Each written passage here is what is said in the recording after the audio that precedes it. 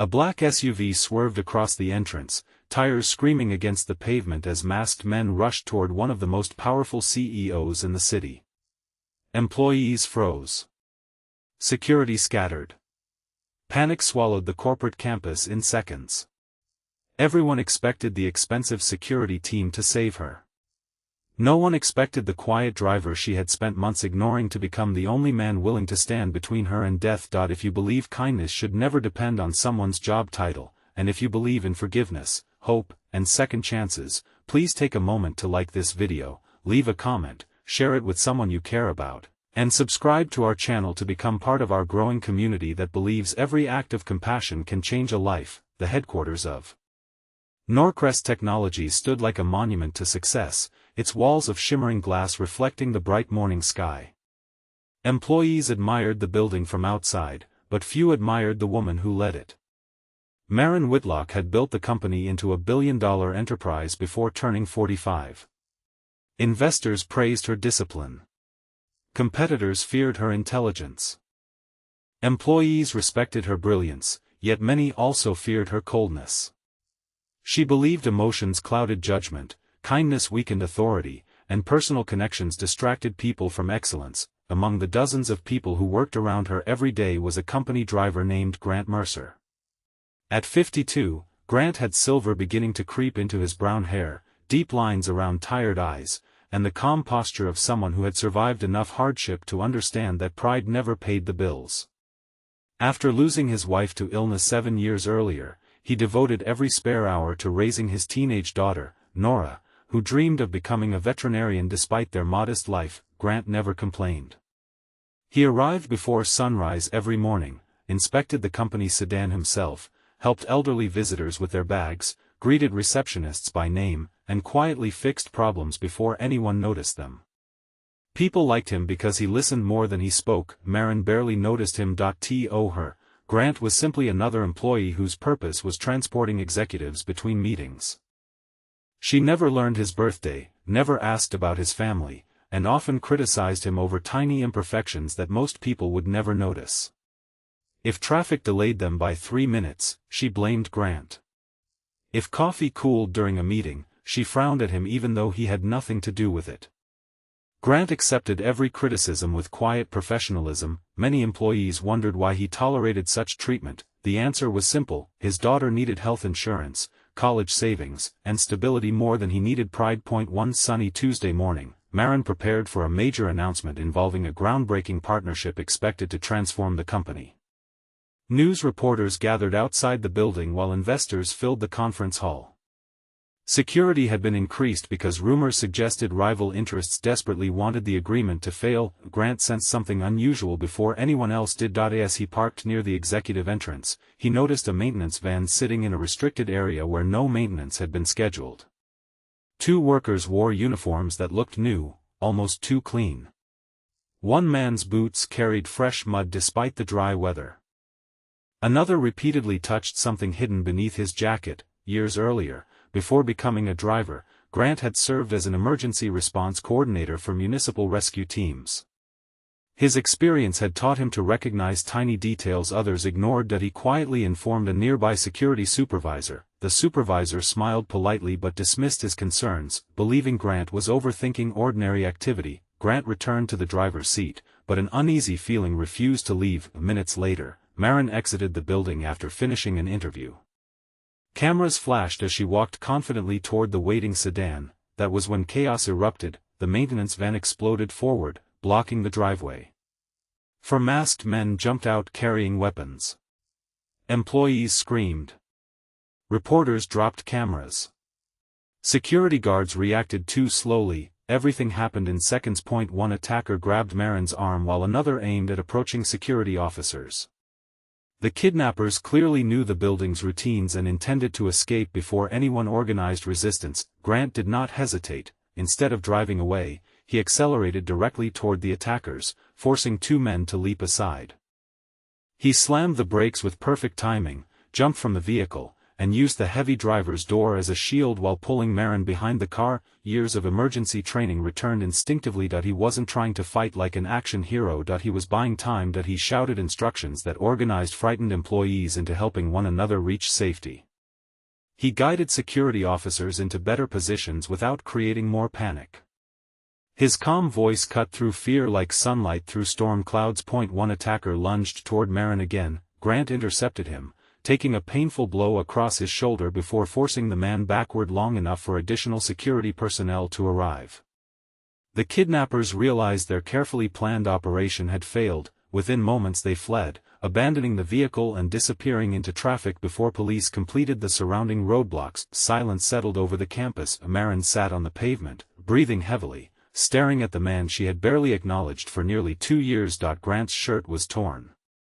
Blood stained his sleeve where he'd been injured protecting her, yet his first question wasn't about himself. He simply asked whether everyone else was safe. Paramedics treated Grant's injuries while detectives questioned witnesses. Reporters filled television broadcasts with dramatic footage of the failed kidnapping. Inside the company, conversations changed overnight. Employees who had always respected Grant quietly now admired him openly. Maren struggled with something unfamiliar, guilt, not because she almost lost her life, because she realized she had never truly seen the man who had just risked his own to save hers. During the following days, Grant returned to work with his arm in a sling despite doctors' recommendations to rest longer. Bills still needed paying. His daughter still planned to attend college. Maren watched him through office windows as he greeted coworkers exactly as before. No arrogance, no expectation of praise, no bitterness, only quiet humility. She began asking human resources about Grant's employment history. The file surprised her. Before becoming a driver, Grant had received community awards for coordinating rescue operations during floods that saved dozens of families. He had turned down higher-paying jobs because caring for his sick wife required flexible hours. After her passing, he accepted the driving position because it offered medical benefits for Nora. The folder contained letters from coworkers praising his kindness, honesty, and willingness to help anyone without expecting recognition. Maren closed the files slowly. She had spent years measuring people by titles. She had overlooked extraordinary character simply because it wore an ordinary uniform. Several days later she visited the company garage during lunch. Grant was carefully washing the executive sedan despite his healing shoulder. For the first time since hiring him, Maren noticed the photographs taped inside his locker. One showed Nora receiving a school science award, another showed Grant and his late wife laughing beside a lake years earlier. There were no expensive vacations, no luxury homes, just moments filled with genuine love. Something inside Maren quietly shifted.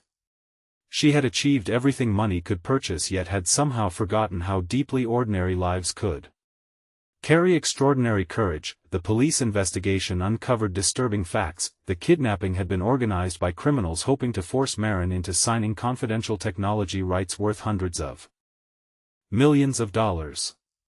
Their planning depended upon inside information about company routines. Someone within Norcrest had betrayed them. The discovery shook every executive. Meetings filled with suspicion followed. Employees feared layoffs and investigations. Grant noticed morale collapsing. Instead of adding to anxiety, he encouraged coworkers during coffee breaks, reminding them that honesty eventually reveals itself even when fear grows loud.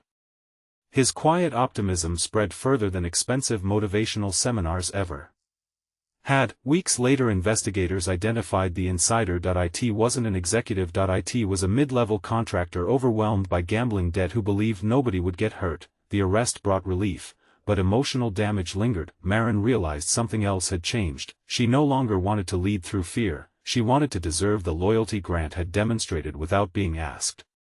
She invited department managers to discuss workplace culture. People hesitated at first, then stories emerged. Employees admitted they often felt invisible. Ideas were ignored because of job titles. Maintenance workers, receptionists, drivers, and cleaners possessed valuable insights but rarely received opportunities to contribute. Maren listened, really listened. For perhaps the first time in years, small changes began appearing throughout the company. Suggestion meetings welcomed every employee regardless of position. Recognition awards celebrated kindness alongside performance. Managers received leadership training focused on respect rather than intimidation. The atmosphere slowly transformed. Months later, The company held its annual appreciation ceremony under bright afternoon sunshine in the central courtyard. Hundreds of employees gathered expecting routine speeches. Instead, Maren walked onto the stage carrying no prepared script. She spoke from the heart. She admitted that success had made her believe achievement mattered more than humanity. She confessed she had judged people by their positions instead of their character.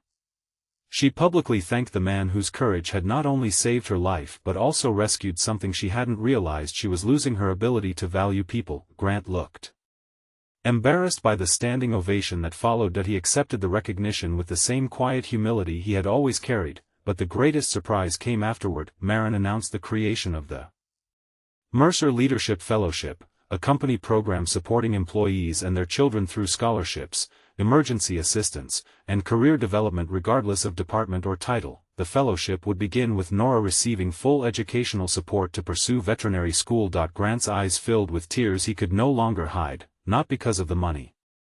Because someone had finally recognized the sacrifices he had silently carried for years. Nora graduated with honors several years later, becoming the first recipient of the fellowship and eventually returning to volunteer at community animal shelters that provided free care for families unable to afford treatment. The kindness that began with one courageous act continued spreading far beyond one company. Maren also changed in quieter ways. She learned receptionists' names. She thanked janitors before leaving the office.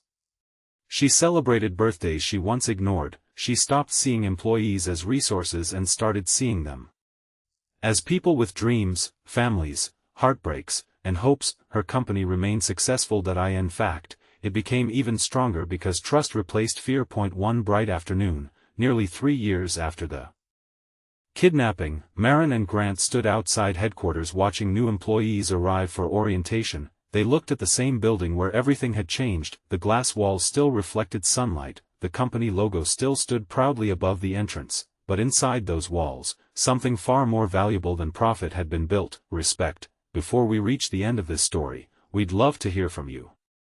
Please leave a meaningful comment sharing whether you believe one act of kindness can completely change another person's life, or tell us about someone whose quiet courage inspired you when you needed hope the most. Maren often reflected on the terrifying morning when strangers tried to steal her freedom. She realized they had almost taken something even more precious than her life. They had nearly robbed her of the chance to become a better human being. Ironically, the person she had considered least important became the one who gave her that opportunity. Grant never saved her because of her wealth, authority, or influence. He saved her because he believed every life deserved protecting, even the life of someone who had failed to appreciate him. That decision proved that true greatness is never measured by the office someone occupies, the suit they wear, or the title on their business card. It is measured by the courage to do what is right when nobody expects it, and by the grace to forgive those who once failed to see your worth. If this story touched your heart, please like this video, leave a meaningful comment, share it with someone who needs hope today, and subscribe to our channel so you never miss another emotional journey. Thank you for being part of our community, where every story reminds us that kindness, forgiveness, and second chances have the power to change lives forever.